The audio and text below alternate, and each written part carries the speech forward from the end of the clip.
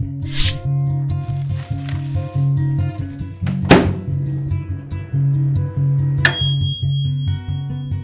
ما قلنا لكم في الحلقه اللي فاتت ان احنا هنعمل اكل، جالنا رسائل كتير جدا على وجبات مقترحه، بس بصراحه احنا اخترنا اهم وجبه جالنا اقتراح عليها. واحد قال لي اعمل سندوتش جبنه. اول ملاحظه يا جماعه لازم نتكلم عليها في موضوع عمل الاكل بصراحه هي النظافه. الموضوع ده بيزعلني وبيزعل ناس كتيره جدا. اول حاجه عليك ان انت تراعي، انت ممكن وانت قبل كده تكون ضوافرك مثلا مش نظيفه، تكون ايدك مش نظيفه، تكون مش غاسلها كويس. فرجاء لو انت بتعمل اكل للناس في مكان عام رجاء تبقى لابس جلافز. مش شرط زي دي، ممكن تلبس جلافز بلاستيك او اي حاجه، بس المهم البس اي حاجه في ايدك. الوضع يبقى صعب واللي قدامك احيانا ما بيتحملش. تاني ملاحظه، لو انت بتعرق زي حالاتي يفضل ان انت تبقى ماسح العرق كويس جدا قبل ما تعمل اكل. راعي شعور الناس وهم شايفينك بتعرق والعرق ده نازل على الاكل صعب. بلاش قرف. خلينا نيجي اللي بعدها. الناس بقى اللي شعرها طويل عموما، بص الموضوع للرجاله. شفت الشيف بيبقى لابس طاقيه عامله ازاي؟ الطاقيه دي عشان الشعر ما يجيش في الاكل. المهم نسيبنا من شغل النظافه ده كله، بس ما تنساوش خطوات عمل سندوتش الجبنه. هاتي ورقه وقلم واكتبي ورايا يا ست الكل. رغيف عيش زي ده او ممكن زي ده، وجبنه. جبنه هي دي اللي هنشتغل عليها النهارده. يلا بينا نبدا خطوات عمايل الاكل والوجبه الجميله. اول حاجه بنبتدي ان احنا نقطع العيش. طبعا تقطيع العيش ده حاجه احترافيه جدا. طبعا كل الناس اللي هم مش متجوزين او عايش لوحده او مسافرين عارفين يعني ايه عمايل الاكل. طبعا اكيد بيعملوا اكل احسن من اللي انا بعمله ده. خطوه كانت مهمه، خطوه عمايل العيش. لو احنا شايفين يا جماعه ده التقطيع الخاطئ لرغيف العيش. انا قطعت المفروض الجزء التخين هو اللي يبقى تحت والجزء الرفيع هو فوق. ده خطأ، ما تعملش زيه. معانا بقى نموذج التقطيع السليم لرغيف العيش.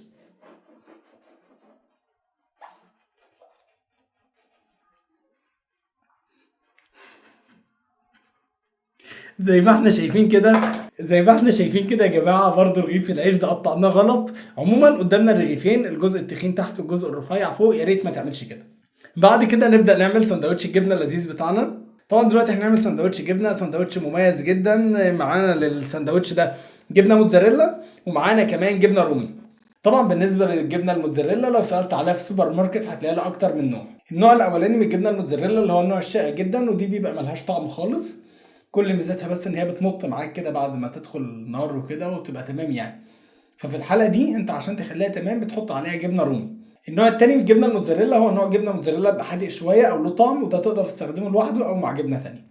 بالنسبه للجبنه الرومي بقى، الجبنه الرومي في ملاحظه مهمه جدا بالنسبه لها، ان في جبنه رومي قديمه ووسط وجديده وبطارخ ومش عارف ايه وحاجات كده.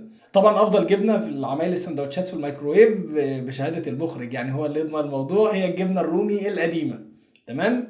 ملاحظه، لو انت اسكندراني اعتبرنا ما قلناش جبنه رومي، دي جبنه تركي. 100 100. هنجيب الجبنه الموتزاريلا دي اللي هنستخدمها معانا،